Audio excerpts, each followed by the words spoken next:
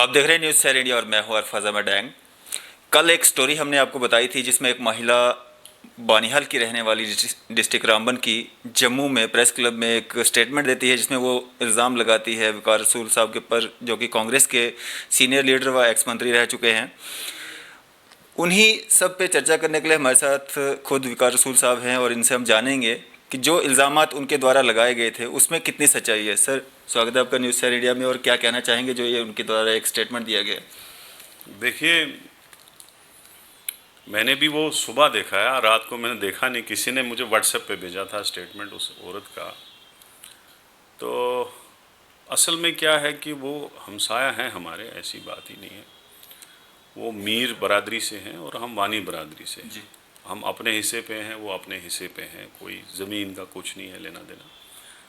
और कोई ये साबित करे कि हमने उनसे कभी कोई ज़मीन खरीदी या कोई हमने उनसे कोई ज़मीन का कब्ज़ा किया या कोई लेना देना, कुछ नहीं। ना कोई केस हमारे उनके दरमियान है, ना कोई हमारा झगड़ा उनके दरमियान है, कुछ नहीं है। नो लेना देना, लेना देना ही नहीं कुछ। उसका जो घरवाला है, जो वो इंटरव्यू में कह रही है कि वो कांस्टेबल है, वो सब इंस्पेक्टर है, परवेज़ अहमद मीर है उसका नाम, जैसे सब इंस्पेक्टर, और उसकी ड्यूटी जम्मू में है। वो और मेरा जो पॉलिटिकल हरीफ जो बनिहाल में रहता है, लाल झंडे की पार्टी का कैंडिडेट है, उसका एक भाई पिछले 1 साल से लोगों के खिलाफ केस करते हैं, इधर उधर वो लगे ही रहते हैं। तो जो मैंने वेरिफिकेशन की है अपने हिसाब से, जब वो औरत कल आई है आपके पास इंटरव्यू देने, उसका घरवाला आप उसके साथ था आपने देखा, आपसे मिला वो सब इंस्पेक्टर है, आपसे मिला। और भी 2 लोग उसके साथ थे। जो मैंने यहाँ पे जिक्र किया वो मुझे पूरा यकीन है वही लोग साथ थे उसके। उन्होंने अपने आप को कैमरा में नहीं लाया, नहीं लाया। अब मैं आज इन चीज़ों में इम्पोर्टेंस नहीं देता हूँ, ये पॉलिटिक्स में चलता रहता है। कोई खिलाफत करे, कोई तकरीर करे, कोई ये बोले, कोई अफवाह उड़ाए। तो अगर यही चीज़ें हम करते रहेंगे तो फिर सियासत करेंगे ही नहीं हम। लेकिन जो उस औरत ने कहा कि मैं खुदकशी करने चली और मुझे वहाँ से यहाँ लाया गया, जिन्होंने उसको लाया वो उसके साथ थे, वो कैमरा में नहीं आए, और वो मेरे पॉलिटिकल हरीफ हैं। मेरा आज की डेट में मैंने सुबह ही घर फ़ोन किया, क्योंकि मैं जम्मू आया था, यहाँ पार्टी मीटिंग है 10 तारीख को, इसलिए मैं यहीं रुका। तो मैंने घर की फैमिली मेम्बर्स को भेजा, बानिहाल थाने में एप्लीकेशन दी और वकील को डिफेमेशन शूट करने के लिए वो वीडियो उसको दे दिया है।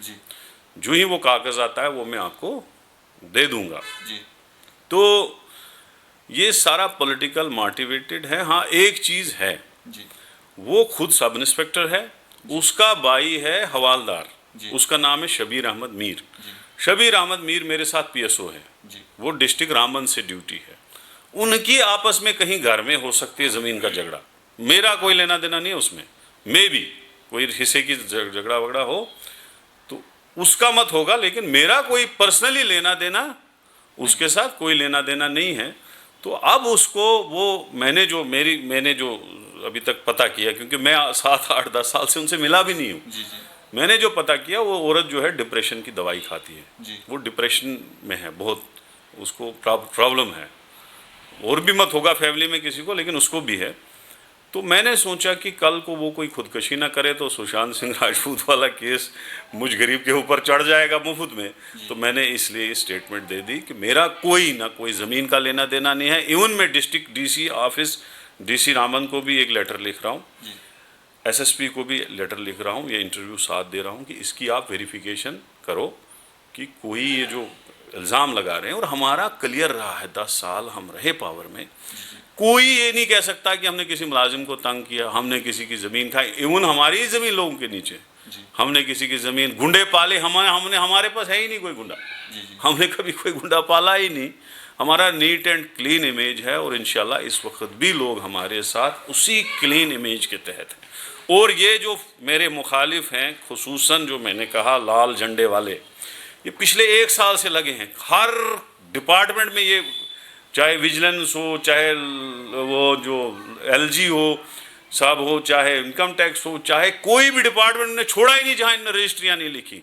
और बनाल में एफिडेविट ये ना अफवाह उड़ाना, आज उसको अरेस्ट किया। मैं जब यहाँ 3 महीने था ना हाउस अरेस्ट, कभी बोला उसको एनआईए ने उठाया है, कभी बोला कहीं, और इन्होंने ही लाल झंडे वालों ने ये सारा कुछ यही करते हैं। और मैं इन्हीं के वक्त आने पे इनका हिसाब पूरा लूंगा, और यही सारा करते हैं। और वो मुझे पूरा यकीन है वो ही साथ थे, उसके 3-4 लोग साथ थे और वही लोग थे उसके साथ। वो कैमरा में नहीं आया। अगर स्टेटमेंट देना था उसका घरवाला दे, अगर उसके घरवाले को कोई प्रॉब्लम थी मेरे साथ वो आ जाता मेरे पास, बोल देता मुझे। लेकिन मर्द आदमी 3-4 उसके साथ थे, वो छुप के रहे और एक फ्रस्ट्रेटेड डिप्रेशन वाली औरत को रखा और उस पर इंटरव्यू दिलवाया मेरे खिलाफ। तो मैं यही आपसे क्लियर करना चाहता जिस तरह से ज़मीन का मसला तो रहा अपनी जगह, जिस तरह से उन्होंने ये इल्ज़ाम लगाया कि पिछले 7 साल से वो मियाँ बीवी आपस में नहीं मिले हैं, वो जो परवेज़ है वो अपने घर जाने से डरता है क्योंकि उस पर वहाँ पे हमले होते हैं, उनके जो बच्चे हैं उनके रास्ते रोके जाते हैं, इसमें कितनी सच्चाई है? आप बानाल वालों से पूछो कि परवेज़ साहब कौन आदमी है, मैं उसको साहब ही बोलूँगा, मेरा बड़ा भाई है। अब मुझे तो कहानी 7-8 साल की पता ही भी नहीं है कौन सी कहानी है, क्या है भाई, रियली मुझे पता नहीं है, उनका कुछ नहीं है पता लेना देना। परवेज साहब ऐसा आदमी है कि वो किसी से डरे, उससे दुनिया डरती है। वो किसी से डरने वाला नहीं है। वो सब इंस्पेक्टर है, वो जो लेडी बोल रही थी वो है कांस्टेबल है, वो सब इंस्पेक्टर है। एक सब इंस्पेक्टर जो पुलिस में हो वो किसी से डरे? उसको कोई डराए? वो घर नहीं आएगा 8 साल से, ये तो मुझे नहीं पता। आप जाके इंटरव्यू ले लो लोगों से, उसके घर जाओ, देखो, अगर कोई इंक्वायरी निकलती है आप मेरे ख्याल जितना बोल सकते हो बोलो। लेकिन है ही नहीं, कोई मामला ही नहीं है, तो खामखा क्या है, ऐसी कीचड़ उछालने वाला मसला है, बाकी कुछ नहीं होना चाहिए सर पूरा। हाँ करो वेरीफाई। मैं तो डीसी को भी लिख रहा हूँ, एसपी को भी लिख रहा हूँ, थाने में भी मैंने रिपोर्ट दे दी। और डिफेमेशन, वो इसलिए डिफेमेशन में उस फ्रस्ट्रेटेड औरत पे नहीं करता, लेकिन मैं इसलिए कर रहा हूँ कि आज उन्हें एक औरत लाई, कल को दूसरी को लाएंगे, कल परसों तीसरी को लाएंगे, तो मुझे तो ऐसी मुसीबत में उछाड़ेंगे। तो इसलिए मैंने डिफेमेशन शूट किया, नहीं तो मैं उन पर डिफेमेशन भी नहीं करता। मैंने डिफेमेशन इसलिए किया कि आज एक औरत को लाया, कल दूसरे को लाएंगे, कल परसों तीसरे। अब देखो उसका घरवाला साथ में, 2 और लोग साथ में, वो छुप के रहे, आपसे मिले भी, मुझे पता है आपसे मिले, वो आप तो ना नहीं कर सकते हो क्योंकि आपसे मिले, वो घर वाला साथ था, वो दे दे इंटरव्यू अगर उसको देना था मेरे खिलाफ। तो पॉलिटिकली मोटिवेटेड है और अब लोग इसको छाल रहे हैं, तो ऐसा कुछ नहीं है। विकर साहब, हमारा दायित्व रहता है कि हम अगर एक पक्ष की सुनते हैं तो दूसरे की भी सुनते हैं। आपने वीडियो में देखा होगा, मैंने आपको 2 बार कॉल लगाया था और आपकी तरफ से जो 2 बार कॉल काटा गया था, इसका क्या कारण था? मेरा एक फ़ोन स्विच ऑफ था और आज आपको पता है ऑनलाइन क्लासेस हैं आजकल बच्चों की, तो मैंने एक फ़ोन बच्चों को दिया था। अब मेरी बेटी क्लास ले रही होगी तो फ़ोन आया तो उसने काट दिया। अब आप ऑफ फ़ोन रख के क्लास दे ही नहीं सकते हो क्योंकि नेटवर्क होगा नहीं। तो वही मसला था। मैंने बाद में अभी चेक किया, सुबह मैंने किस किस का कॉल आया था जब मैंने ये वीडियो आपका देखा। रब की कसम मैंने सुबह देखा, अभी देखा 10 बजे। मैंने रात को भी नहीं देखा ये वीडियो, मुझे पता भी नहीं। तो अब मैंने जब देखा तो ये एक्चुअली बच्ची उस वक्त ऑनलाइन क्लास दे रही थी, तो उसने काटा होगा, मेरा कोई लेना देना नहीं इसमें, मैंने चेक नहीं किया था।